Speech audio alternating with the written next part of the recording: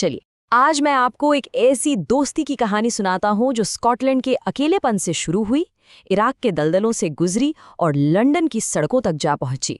ये कहानी है राइटर गेविन मैक्सवेल और उनके सबसे अनोखे दोस्त मिचबिल द ऑटर की। अच्छा, एक सवाल है आपसे।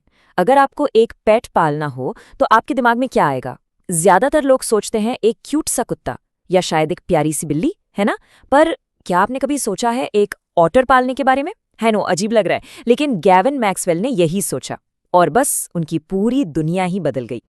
लेकिन देखिए, पेट कोई भी हो, चाहे वो कुत्ता हो या एक ऑटर, ये कोई खिलौना नहीं है। एक बहुत बहुत बड़ी जिम्मेदारी है, मतलब लाइफ टाइम कमिटमेंट। एक ऐसा फैसला जिसमें पूरा परिवार शामिल हो, उसकी केयर, उसके बारे में A to Z जानना और हर रोज़ उसे प्यार करना, टाइम देना, ये सब कुछ बहुत ज़रूरी है। और मिचबिल की ये कहानी इसी जिम्मेदारी का एक परफेक्ट एग्जाम्पल है, आप देखिएगा। तो सवाल ये है कि ये सब शुरू कैसे हुआ? एक ऑटर पालने का आइडिया आया कहाँ से? इसकी शुरुआत हुई एक गहरे अकेलेपन से। हमारे राइटर गेविन मैक्सवेल अपने डॉग जॉनी के गुजर जाने के बाद बिल्कुल अकेले पड़ गए थे।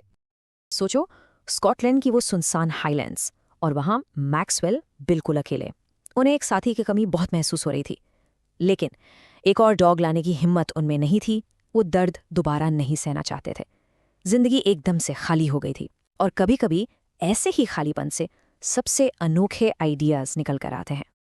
हुआ ये कि वो सदर्न इराक में ट्रैवल कर रहे थे। वहां उनके एक दोस्त ने ऐसे ही बिल्कुल कैजुअल तरीके से बोल दिया, यार, एक डॉग नहीं पालना तो एक ऑटर ले आओ, यहाँ टाइग्रिस नदी के पास तो वो मच्छरों की तरह मिलते हैं। बस एक छोटा सा मजाक में कहा गया सजेशन, और उसी एक लाइन ने आगे की पूरी कहानी लिख दी। और फिर वो दिन आया, इराक के बसरा शहर में काफी लंबा इंतजार करने के बाद मैक्सवेल को उनका नया दोस्त मिला। कैसे? एक बंद बोरी में, एक ऐसी बोरी जो जमीन पर रखी हुई थी और लगातार हिल रही थी। सोच के देखिए, सबकी नजरें उस बोरी पर टिकी हुई थी। आखिर उसके अंदर था क्या? जैसे ही वो बोरी खुली, उसमें से जो चीज़ निकली, मैक्सवेल ने उसे डिस्क्राइब किया है कि वो किसी पुरानी कहानियों का एक छोटा सा ड्रैगन जैसा लग रहा था। एक अजीब सा, बिल्कुल अनजान सा क्रीचर। उसका पूरा शरीर ऊपर से नीचे तक सूखी मिट्टी से ढका हुआ था, एकदम सख्त, जैसे उसने खुद को बचाने के लिए एक मिट्टी का आर्मर पहन लिया हो। लेकिन जैसे ही वो मिट्टी साफ की गई, उस आर्मर के नीचे से चॉकलेट ब्राउन रंग का बिल्कुल मखमल जैसा सॉफ्ट फर निकला, और उस अनोखे जीव का नाम रखा गया मिचबिल। और सुनिए, ये कोई आम ऑटर नहीं था, नॉट एट ऑल। ये साइंस के लिए बिल्कुल एक नई स्पीशी थी, इतनी नई कि बाद में जूलॉजिस्ट्स ने उसका नाम ही गेविन मैक्सवेल के ऊपर रख दिया, मैक्सवेल्स ऑटर।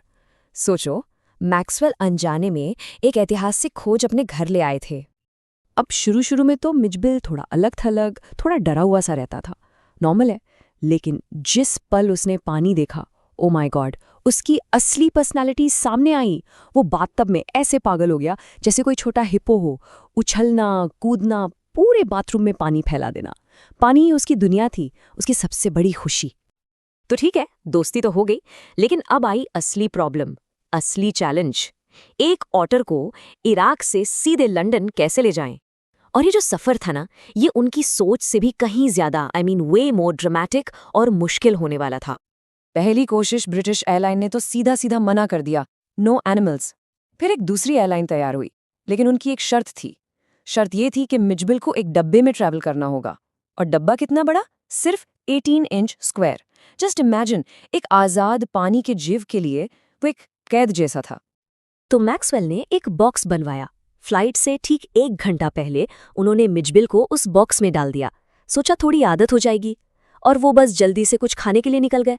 लेकिन जब वो वापस आए तो उन्होंने जो देखा, उसे उन्होंने एन अपोलिंग स्पेक्टेकल कहा है, मतलब एक बिल्कुल खौफनाक नज़ारा। बॉक्स से कोई आवाज नहीं आ रही थी, एकदम मौत जैसी शांति। और बॉक्स में जो हवा के लिए छेद थे, उनसे खून निकलकर सूख चुका था।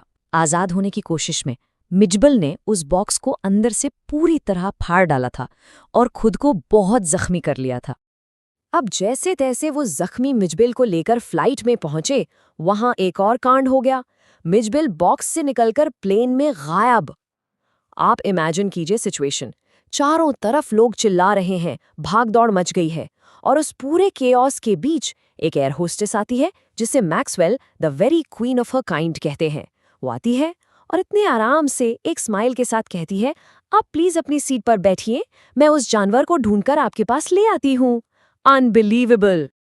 चलिए, इतने सारे ड्रामे के बाद आखिरकार ये अनोखी जोड़ी लंदन पहुंची गई। लेकिन अब सबसे बड़ा सवाल सामने था। इराक के दलदल में रहने वाला एक जीव दुनिया के सबसे बिजी शहरों में से एक लंदन में आखिर रहेगा कैसे? और मिचबिल ने एडजस्ट किया, लेकिन अपने ही स्टाइल में। आपने देखा है ना, छोटे बच्चों की आदत होती है कि वो चलते चलते फुटपाथ की हर टाइल के सेंटर में ही पैर रखेंगे, लाइन पे नहीं रखेंगे, गेम खेलते हैं। बिल्कुल वैसे ही मिचबिल की भी एक आदत बन गई। वो रोज वॉक पर मैक्सवेल को खींचकर एक छोटी सी दीवार तक ले जाता और फिर उसकी पूरी लेंथ पर फुल स्पीड में दौड़ता। Every day same routine.